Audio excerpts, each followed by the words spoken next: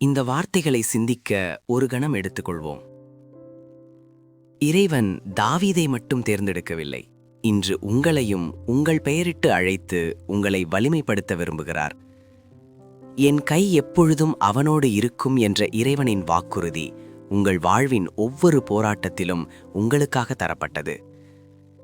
நீங்கள் பலவீனமாக உணரும் தருணங்களில் உங்களை தாங்கி பிடிக்க ஒரு வல்லமையான புயம் இருக்கிறது என்பதை உணருங்கள். கடவுளை ஒரு தூரத்து பொருளாக பார்க்காமல், நீரே என் தந்தை, என் மீட்பின் பாறை என்று தாவீதைப் போல உரிமையோடு அழையுங்கள். அவர் உங்களை சாதாரணமானவராக பார்க்கவில்லை, மாறாக தம் திரு தைலத்தால் உங்களை புனிதப்படுத்தி உயர்த்த காத்திருக்கிறார். உங்கள் பாரங்களை அவரிடம் இறக்கி வையுங்கள். இன்று இந்த ஒரு முடிவை எடுப்போம்.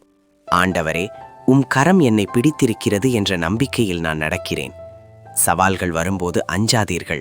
உங்கள் தந்தையாகிய இறைவனிடம் முழுமையாக சரணடையுங்கள். அவர் உங்களை நிச்சயம் வழி நடத்துவார். ஆமேன். இந்த ஜெபம் உங்களை தொட்டிருந்தால் தினமும் எங்களுடன் ஜெபிக்க சப்ஸ்கிரைப் செய்யுங்கள். கடவுள் உங்களை ஆசீர்வதிப்பாராக.